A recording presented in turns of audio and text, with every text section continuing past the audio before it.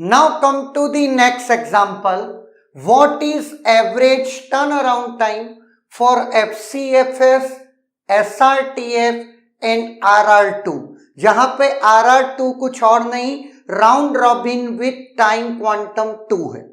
Now there are 4 processes, arrival time और bus time given है.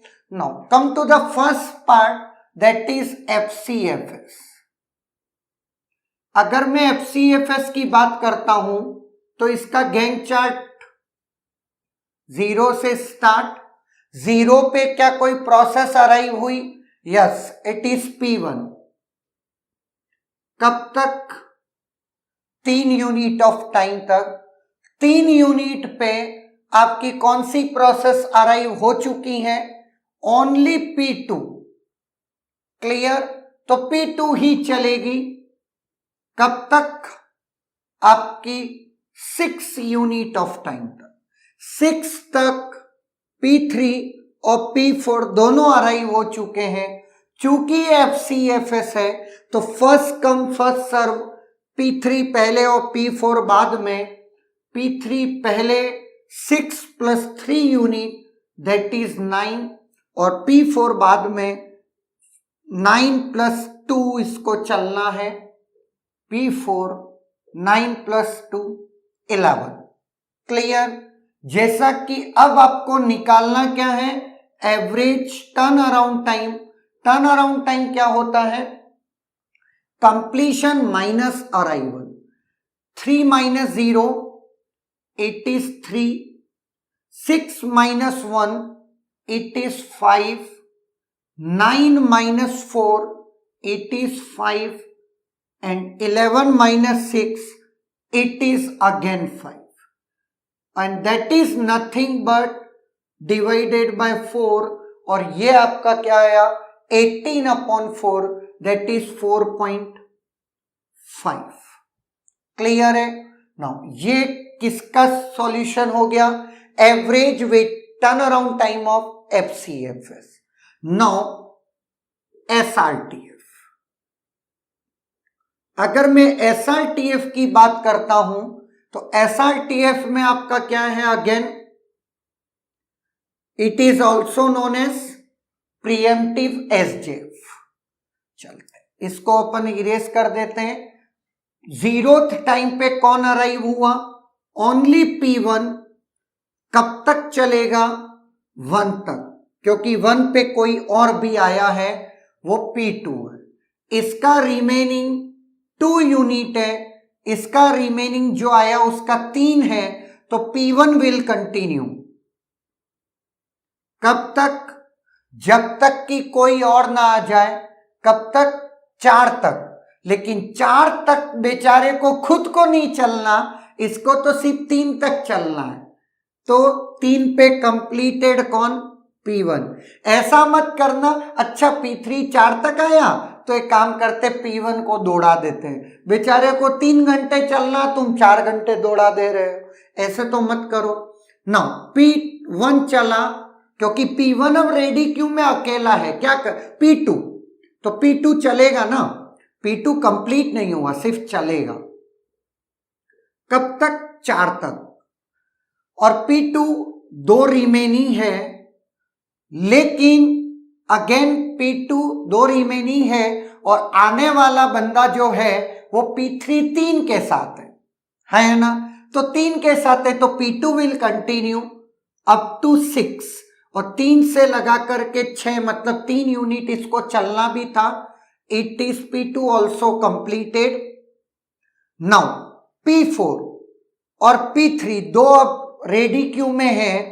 P4 चूंकि shorter है और तब तक आपके सारे लोग आ चुके हैं, तो ऑलवेज SJF जैसा चला दो. तो P4 will complete up to 8 and last P3 will complete up to 11. Now अगर मैं आपसे पूछूं नंबर ऑफ कॉन्टेक्ट स्विचेस, तो आप ये वाला भी काउंट करेंगे, ये वाला भी काउंट करेंगे, इवन दो ये 2 कंसेक्यूटिव P1 है और ये 2 कंसेक्यूटिव P2 है. क्लियर है? क्योंकि बिना इंटरप्ट सर्व किए हुए आप किसी का भी रिमेनिंग चेक नहीं कर सकते। क्लियर है? इन बातों का ध्यान रखना। स्टार्ट और एंड को छोड़ दिया जाए, 1 2 3 4 5 कॉन्टेक्ट स्विचेस हैं, अगर मैं स्टार्ट और एंड को नहीं गिनता हूं तब। क्लियर?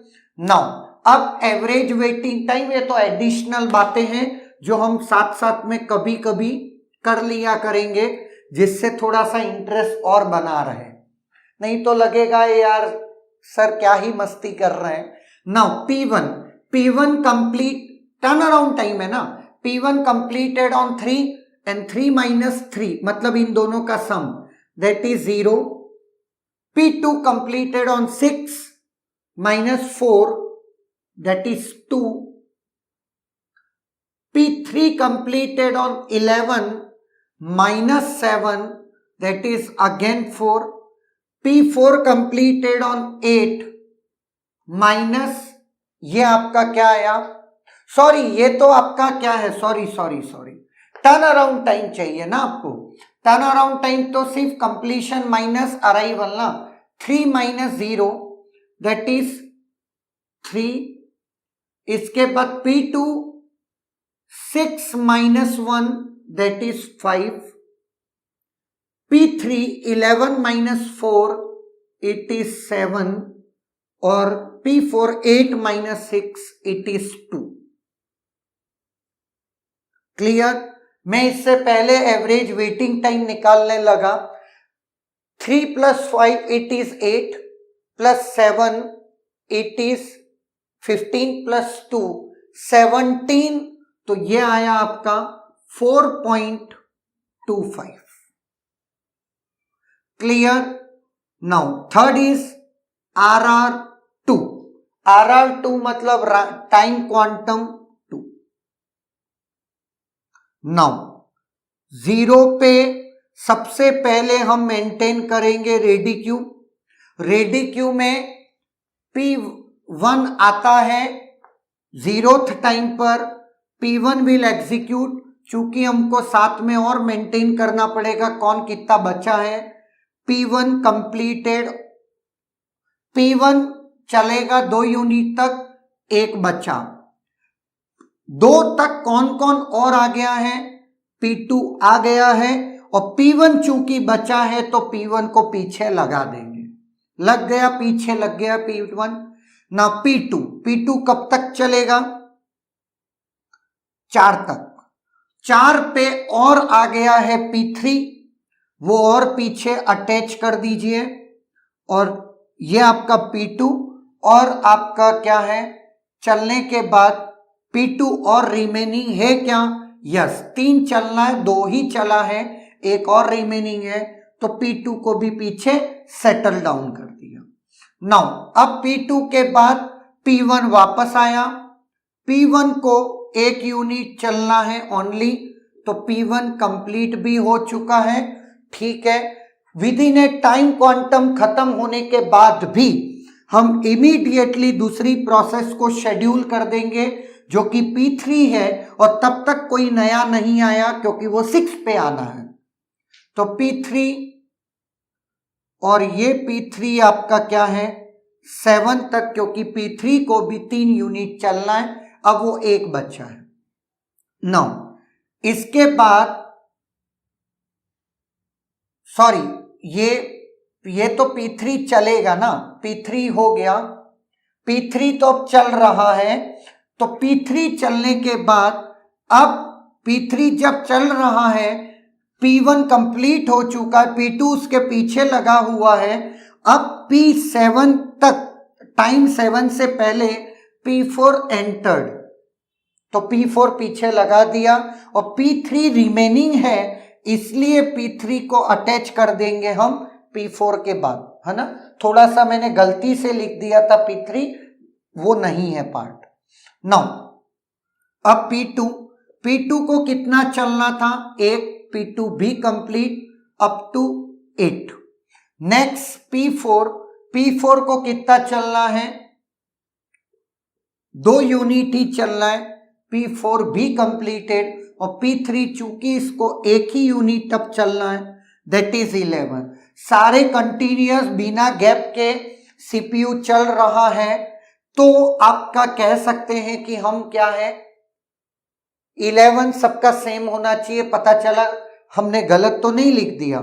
नाउ अब अपन वापस चलते हैं TAT पे। नाउ अब अपने को TAT ही निकालना है। P1 कंप्लीट कब होता है 5 पे, 5 माइनस 0 इज 5। P2 कंप्लीट हुआ 8 पे, 8 माइनस 1 इज 7। P3 कंप्लीट हुआ 11 पे, 11 minus 4 is 7। P4 completed on 10 minus 6 it is 4। Clear?